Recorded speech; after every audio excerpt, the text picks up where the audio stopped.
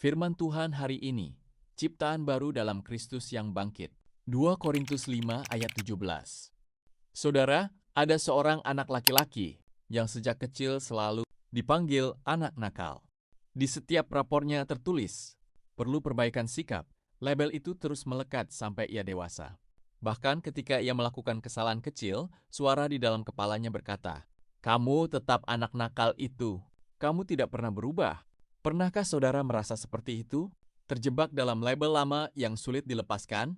Hari ini firman Tuhan memberi kabar baik yang radikal.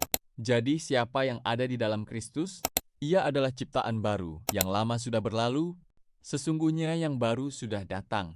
Perhatikan, Paulus tidak berkata kita menjadi versi yang lebih baik dari diri lama kita. Tidak, di dalam Kristus kita menjadi ciptaan baru. Masalahnya, mengapa manusia sulit melepaskan masa lalu? Karena kita sering mendefinisikan diri berdasarkan kegagalan, dosa, dan luka lama.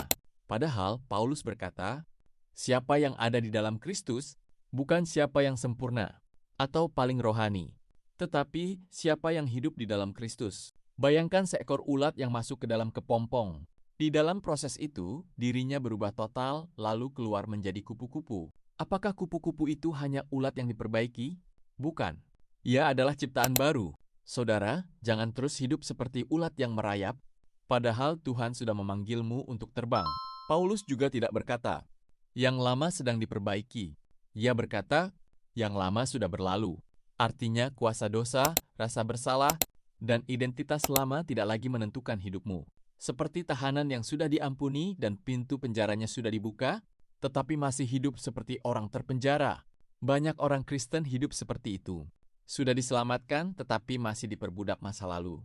Hari ini Tuhan berkata, yang baru sudah datang, bukan nanti, bukan suatu hari. Tetapi sekarang, karena Kristus bangkit, saudara menerima identitas baru. Jadi berhentilah hidup dalam label lama.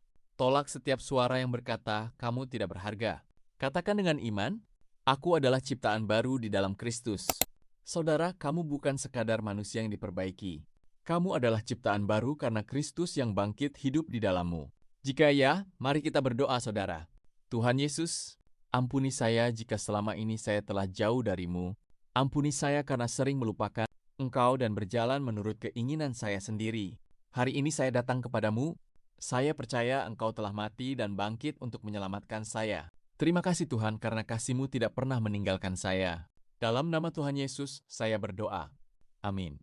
Jika firman ini memberkati hidupmu, jangan lupa like, komentar, dan subscribe supaya semakin banyak orang dikuatkan oleh firman Tuhan.